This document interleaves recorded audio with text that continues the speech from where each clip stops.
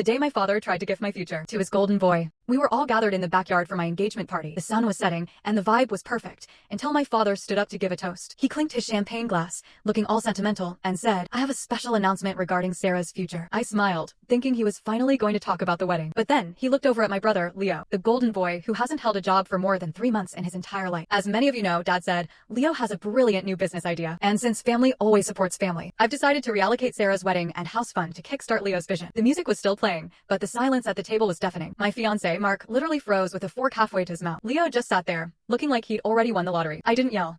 I didn't even stand up. I just leaned back, took a slow sip of my drink, and said, "You mean the account I closed back in January?" My father's smile didn't just fade, it evaporated. "What are you talking about? That fund is under my name." "It was," I replied, "but since I'm 26, and the paperwork clearly stated I became the sole owner last year. I moved all $42,000 into a private account months ago. I knew you'd try something like this the second Leo invested his rent money into meme stocks." My father's face went from pale to a deep, angry red. He started shouting about how I was betraying the bloodline and being disloyal. Leo actually had the nerve to tell me I was ruining his dream. I just stood up, looked my father right in the eye, and told him, "My dream is a roof over my head that you can't take away. If that makes me disloyal, then I'm done being part of this family." I walked out of my own engagement party, and I have never felt more at peace.